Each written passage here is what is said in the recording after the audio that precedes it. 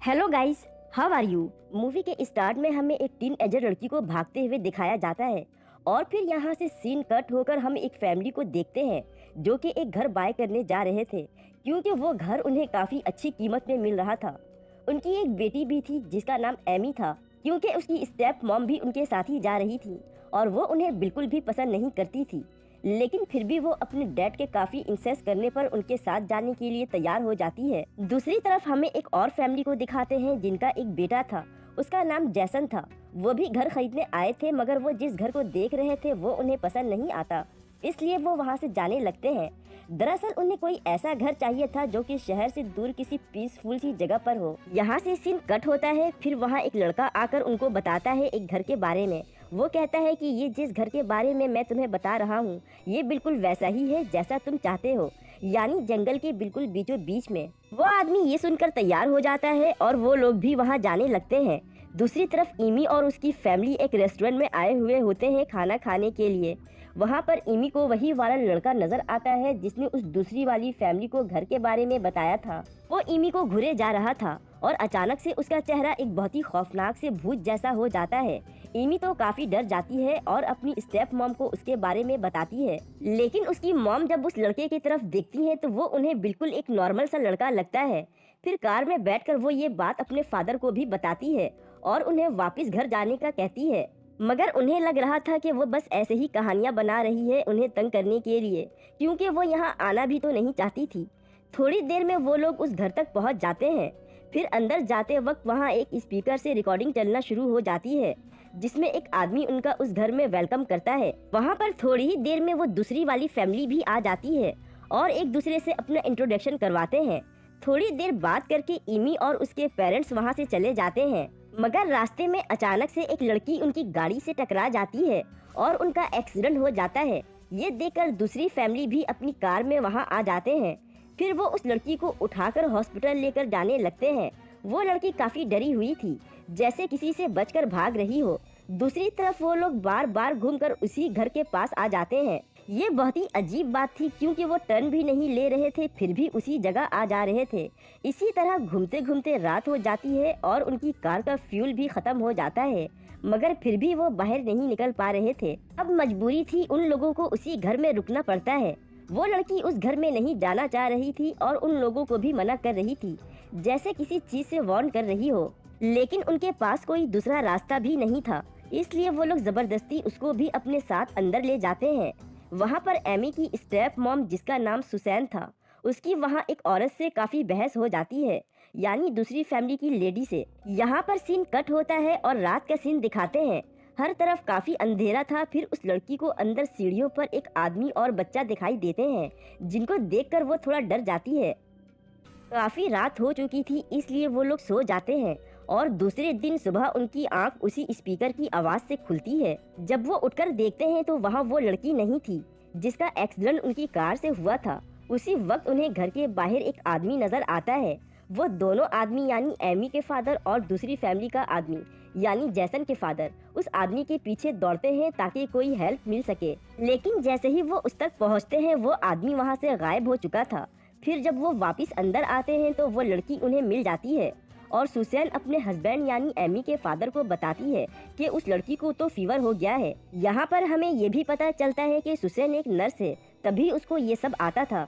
खैर फिर वो लोग इसी इंतजार में कि कोई उन्हें लेने आएगा इस घर में 1 महीना गुजार देते हैं, मगर वहाँ दूर दूर तक किसी का नामो निशान तक नहीं था।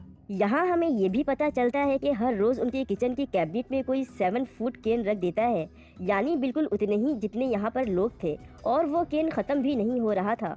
सीन कट होता है और दिखाते हैं कि जैसन जिसकी टांगे पहले एक्सीडेंट की वजह से टूटी थी वो भी अब तकरीबन रिकवर हो चुका था। दूसरी तरफ एमी बाहर जाकर खड़ी होती है, तभी जैसन उसके करीब आने की कोशिश करता है। उसी वक्त एमी को घर के बाहर विंडो पर एक बच्चा बैठा हुआ दिखता है। वो अंदर जाकर अपने फादर को इस बारे में बताती है, जहाँ पर वो लोग एक एल्बम लेकर बैठे थे जिसमें बहुत सी पिक्स थी, उसमें एक पिक उसी बच्चे की भी थी। एमी कहती है कि हाँ यही वो बच्चा है, लेकिन वो लोग जाकर जब रूम में चेक करते हैं तो वहाँ कोई नहीं था। दूसरी तरफ जैसन की मॉम को एक बॉक्स में बहुत सारे पजल्स मिलते हैं, वो उसको बनाने लगती हैं, लेकिन उसी वक्त पीछे से उसकी बेटी आ जाती है जो कि अब मर चुकी थी। वो उसको बहुत प्यार करती है और उसकी पिन विन को सेट करती है। तब उसकी बेटी कहती है कि मॉम मुझे जाना होगा, मैं यहाँ पर रुक नहीं सकती। वो लड़की भी उस औरत को देख रही थी जो कि किसी को गले लगाई हुई थी, लेकिन वो दिख नहीं रहा था। ऐसे ही वक्त गुजरता जाता है और वो औरत बिल्कुल पागल सी हो जाती है। उसको अपनी बेटी की रूह अक्सर नजर आती थी। यहाँ पे सीन कट होता है और एमी को दिखाते हैं जो बैठकर वही पजल बना रही थी कि वही लड़की उसको एक बुक लाकर देती है जिसमें उस घर के बारे में ही कुछ लिखा था। इतने में जेसन के फादर आ जाते हैं और उस लड़की से कुछ सवाल पूछने लगता है। वो बस सर हिलाकर जवाब दे रही थी। यहाँ पर हमें पता चलता है कि उसकी जबान कटी हुई है। फिर वो आदमी वहाँ से निकलने के लिए तैयारी करने लगता है और अपनी वाइफ को ढूंढता है। दूसरी तरफ जेसन जब फूड कैन वाली कैबिनेट को खोलता है तो वहाँ पर सिर्फ 6 कैन थी और उसी वक्त उस आदमी को अपनी वाइफ की बॉडी मिलती है जिसने सुसाइड कर लिया था। अब उस आदमी को ये लगता है कि जॉर्ज यानी एमी के फादर और उनकी पूरी फैमिली उनको मारकर वहाँ से भागने का सोच रहे हैं, क्योंकि उस घर से कोई एक फैमिली ही जा सकती थी। किसी एक को यहाँ रुकना ही था। यहाँ पर सीन कट होता है और दिखाते हैं कि एमी जो पजल बना रही थी वो कंप्लीट हो चुका था। और हैरत की बात तो ये थी कि इस पजल में एमी की बैक पिक थी। वो ये देखकर हैरान रह जाती है और फिर चेक करने के लिए घर की तरफ मुंह करके उल्टा चलने लगती है। उसके इस पजल को वो लड़की भी देख लेती है।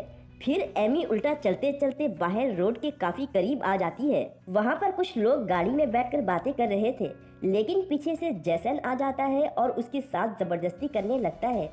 उसी वक्त वो दूसरी वाली लड़की आकर जेसन के पेट में एक लकड़ी घुसा देती है और फिर वो दोनों वहाँ से चली जाती हैं। दूसरी तरफ जेसन के फादर उसको घर लेकर आते हैं। वो बहुत जख्मी था।